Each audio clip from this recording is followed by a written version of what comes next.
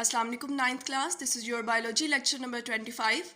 Students, today we will discuss the meiosis. As you know, in the previous lecture we have already discussed the definition, discovery and the phases of meiosis. Today we will discuss the karyokinesis of meiosis 1.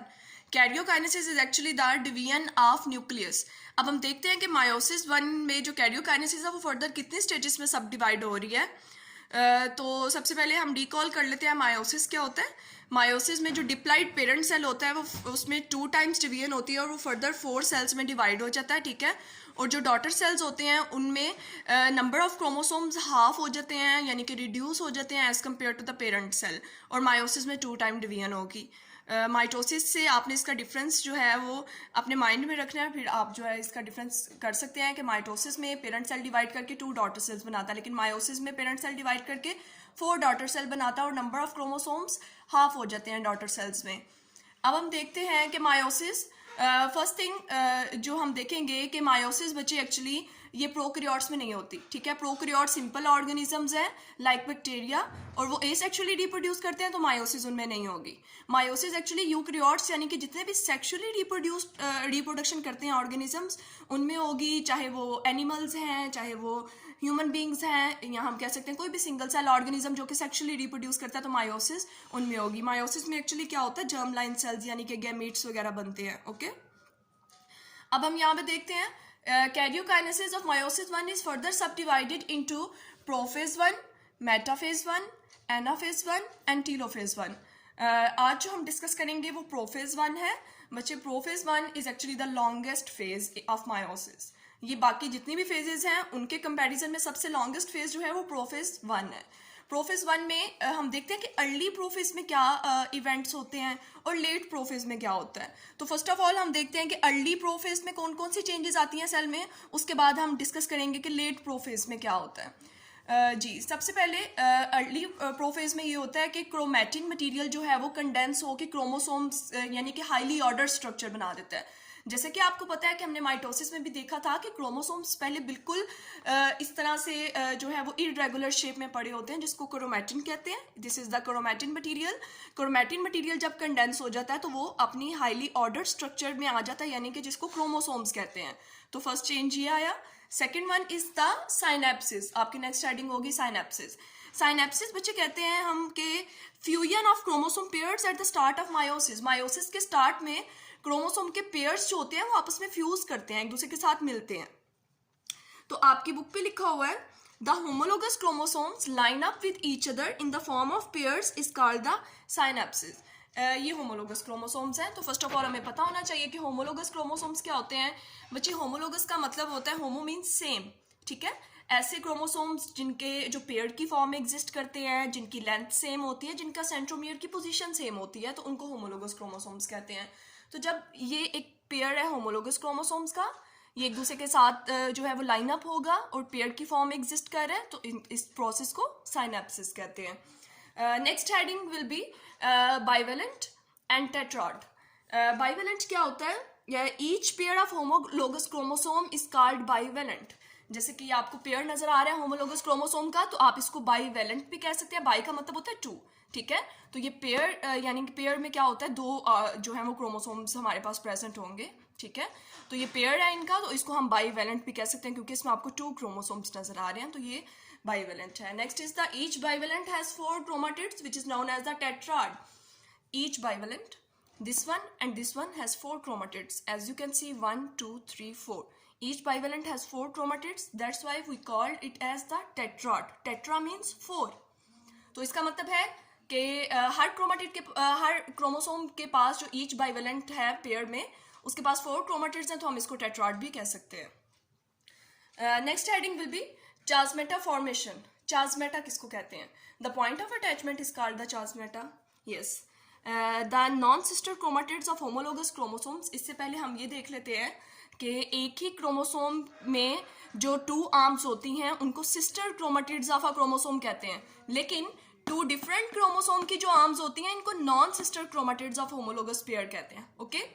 और जब the 2 non sister chromatids of homologous chromosome join each other, वो एक दूसरे के साथ join करते हैं, जैसे कि यहाँ पे ठीक है, ये एक दूसरे के साथ ज्वाइन कर रहे हैं at the certain point along there length. The point of attachment is called the charge this point of attachment is actually the charge. ये टू नॉन सिस्टर क्रोमेटिड्स हैं, डिफरेंट क्रोमोसोम की आर्म्स हैं, इस वजह से हम इसको नॉन सिस्टर क्रोमेटिड्स कह रहे हैं.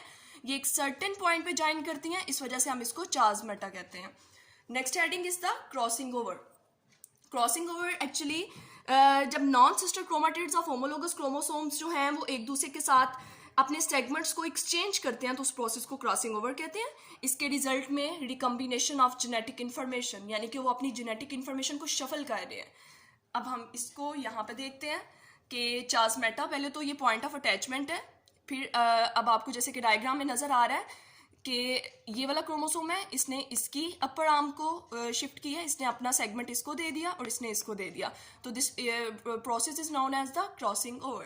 क्रॉसिंग ओवर के दौरान इन्होंने अपने सेगमेंट्स को एक्सचेंज कर लिया, ठीक है, और इन्होंने अपनी जेनेटिक इन्फॉर्मेशन एक दूसरे के साथ शफल कर ली. That's why the offsprings doesn't look like their parents, exactly not look like their parents. वो बिल्कुल अपने पेरेंट्स जैसे नहीं होते क्योंकि इनमें जो जेनेटिक इन्फॉर्मेशन है वो शफल हो चुकी है.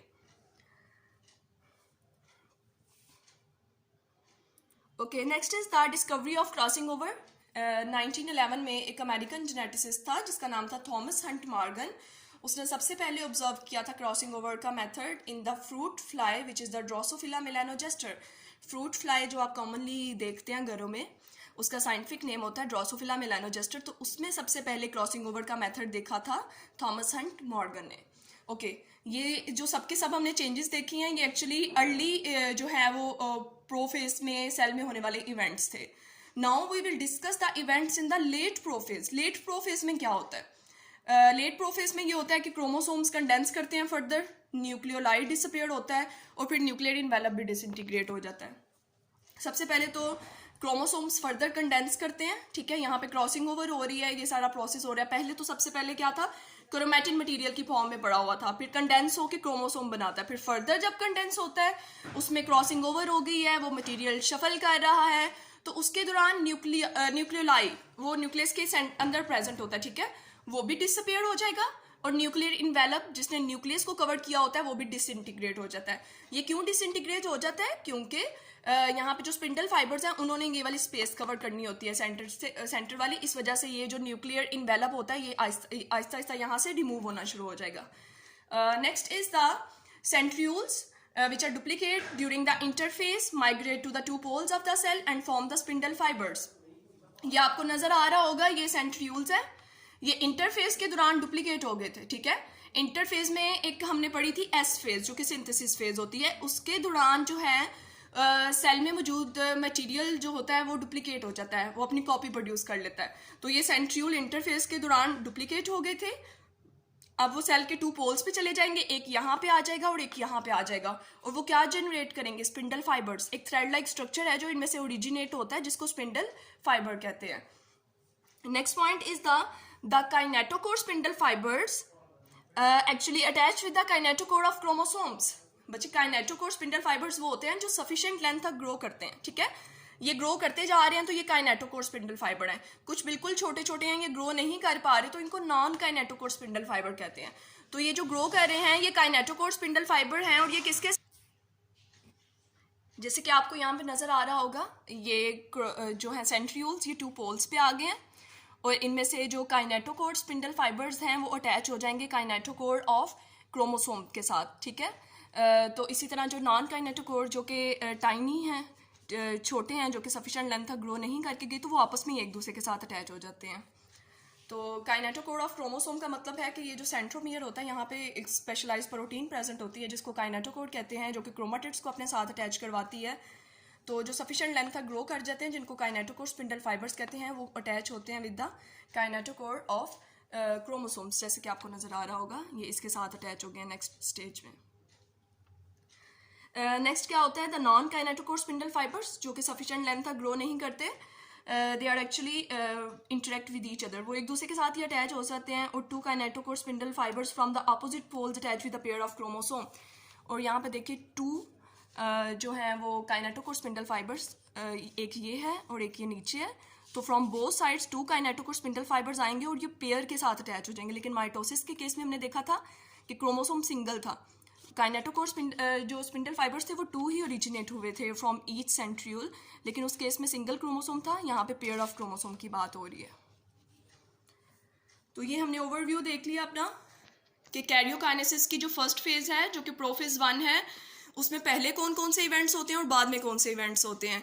पहले साइनेप्सिस हो रही है, पहले क्रोमोसोम्स एक दूसरे के पास आते हैं, फिर वो एक पॉइंट पे आके कांटेक्ट करते हैं जिसको चार्जमेटा कहते हैं, फिर वो अपने सेगमेंट्स को एक्सचेंज कर लेते हैं। फिर हमने बाद में देखा कि क्रोमोसोम फर्दर कंडेंस करते हैं, न्यूक्लियोलाइड डिसअपीयर हो जाता है, न्यूक्लियर इनवेलप डिसइंटीग्रेट हो जाएगा, सेंट्रियोल पोल्स पे जाके स्पिंडल फाइबर्स बनाते हैं और वो पेयर ऑफ क्रोमोसोम के साथ अटैच हो जाते हैं। तो ये चेंजेस हैं जो कि प्रोफेज 1 में आती हैं।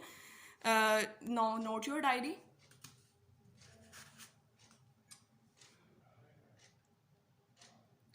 इसके अलावा आप यहाँ से देख लें,